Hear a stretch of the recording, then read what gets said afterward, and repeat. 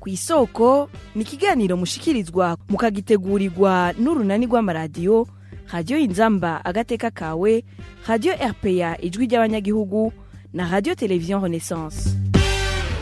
Inyuma y'imihanga idashika itari mike yo gusubiramwo isoko nkuru ya Bujumbura, leta y'u Burundi iheruka guhuruhusha ishirahamwe Ubaka Nation Group kugira ngo rizosubiremwo iyo soko imaze imyaka irenga 10 ihiye, ariko abarundi bamwe harimo abanyepolitike babibonamwo amahinyu menshi, na cane cyane kubijanye n'itangwa ry'isoko, uburyo buzokoreshwa hamwe n'ibijanye n'ivyigwa vy'ingene isoko nshasha yo kubakwa. Ivyo nivyo tuza gucirya nino mu kiganiro kw'isoko muriko mushikirizwa na Emile Nibasumba. Kaze mu kiganiro kw'isoko. Ku munsi wa mbere ishirahamwe Ubaka Nation Group ryaratanguye icese ibikorwa vyo gutunganya neza ahari bisigarira vy'isoko nkuru ya Bujumbura. Umushikiranganje ajejwe inyubako mu Burundi Dieudonné Dukundane niho yarari mu bijanye n'uburyo buzokoreshwa, naho yari yigeze kuvuga ko hashobora gukoreshwa miliyaridi 50 z'amarundi. Kuri uwa mbere Fabrice Manirakiza arongoye ishirahamwe Ubaka Nation Group yagereranije ku isoko nshasha ishobora kubakwa ni miliyaridi 500 z'amarundi, acahamagarira abanyagihugu bose babishoboye gushiramwe imitahe.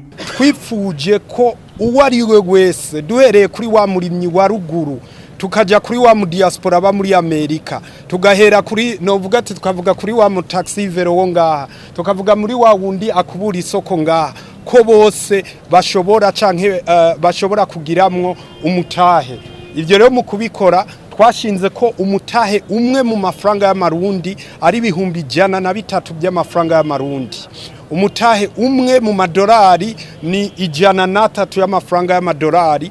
Mugabo mwumve neza ko mu nyungu washizemwe amafaranga menshi ni wazokunguka vyinshi, kandi mwibuke yuko umutahe w'amadolari uri hejuru cyane kurusha umutahe w'amarundi. Abamenyesha makuru baranabajije Fabrice Manirakiza ikiringo iyo soko izokubakwa ingene izoba ingana hamwe n'igitigiri c'abazoyijamwo. Mu kiringo kizotwara iri soko nababwiye ni hagati y'imyaka 3 n'5. Muganda babwire turacari mu byigwa nico gituma twaje gutegura ikibanza. Sinoza kukubwira ngo hazoja yetaje ya 30 ntarakora etide diso. Nico gituma ubona leta yakiri twugurura amarembo ati hubwo genda mukureho bijya byose bihari. Ivyo vyigwa bibubunyene kugira tuce tubwira bene gihugu mwese ibi bibazo uri kurambaza ucumbaza ndaguhinyisha igoroye, ndakubwira ati gitigiri niki, abazoba mu bazoba banganuku.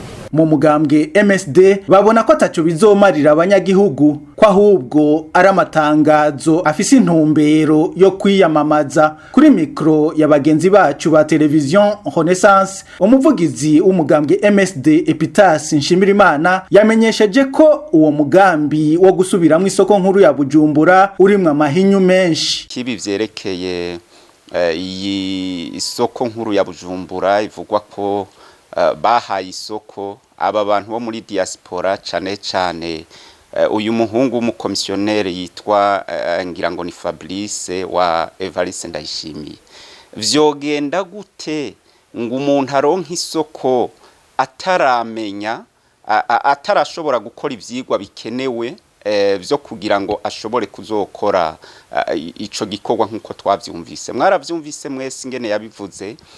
Yavuze ko ubu uye batanguye gutegura ikibanza kugira ngo bashobore kugira ivyigwa vyose byo kwerekana ingene boheza bakubaka iyo soko. None mu kumuha isoko bashingiye kuki ko bavuze ko bamuhaye isoko kugira ngo bashire mu ngiro igikorwa cyo kubaka isoko?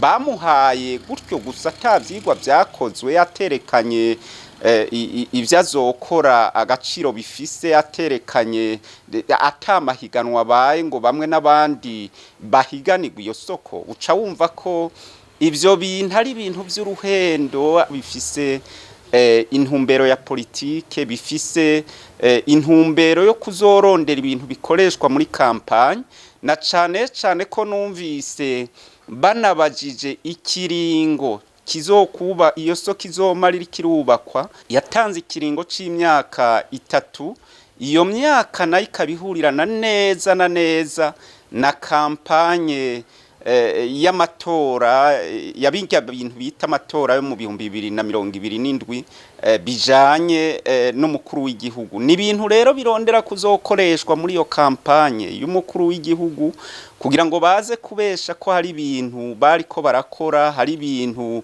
Evariste Ndayishimiye ari karakora ariko mu vy'ukuri nta kintu na kimwe kiriko kirakogwa ibiriko birakogwa n'ububandi bwo kwiba amafaranga y'igihugu bwo kurondera nyene ivyo bintu byo guhuma amaso abarundi n'amakungu si nivyo gusa ivyo byonyene nivyo ivyo nibija habona bigaragara muga bitaja habona nivyo byishi mugende murabe ibugendana bariko baragira ngo barugurura izine nshasha ngo yo gukora umwavu w'ikizungu mugende murabe hirya no hino uzosanga bariko bagira byo gutanga amasoko hanahandi atamahiganwa bayataki mugabo mu vy'ukuri n'uburyo bwo gusahura igihugu no kurondera guhuma amaso abarundi n'amakungu nkuko nabibabwiye bifite intumbero gusa ya politike yo kuzohuma amaso abarundi n'amakungu kugira ngo biyumvire ko Evariste Ndayishimiye afise ivyo yashoboye gukora afise ivyo yari karakora